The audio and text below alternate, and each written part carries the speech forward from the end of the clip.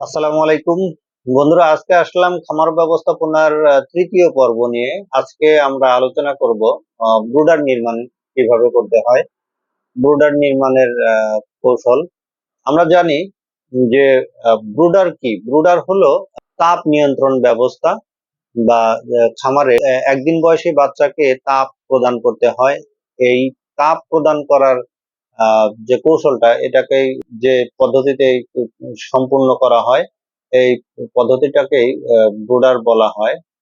তো ব্রুডার কিভাবে নির্মাণ করতে হয় আমরা জানি যে ব্রুডার করা হয় বৈদ্যুতিক বাল্ব দিয়ে, হ্যাজাক বাতি দিয়ে, আহ, কেরোসিনের বাতি দিয়ে, অথবা কাঠ কয়লার আগুন দিয়ে।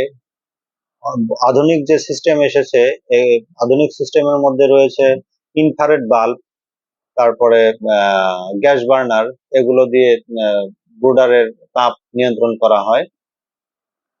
তো সাধারণত বেশিরভাগ ক্ষেত্রে যেটা ব্যবহার হয় সেটা হলো যে বৈদ্যুতিক বাল্ব দিয়ে ব্রুডারের তাপ নিয়ন্ত্রণ করা হয়।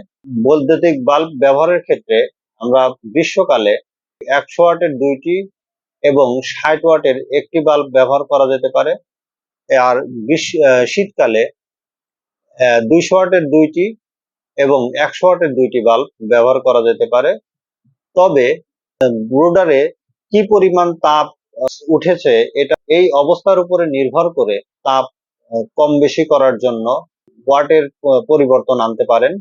ওয়াট কখনো বাড়ানোর প্রয়োজনীয়তা দেখা দিতে পারে, আবার ওয়াট কখনো কমানোর প্রয়োজনীয়তা দেখা দিতে পারে।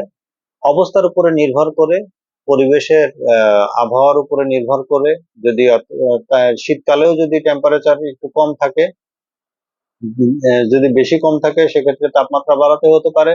আর গ্রীষ্মকালে যদি টেম্পারেচার কমে যেতে পারে, বৃষ্টি টিষ্টি হলে যদি টেম্পারেচার কমে যায়, সেক্ষেত্রে আপনার তাপমাত্রা বাড়ানোর প্রয়োজনীয়তা হতে পারে।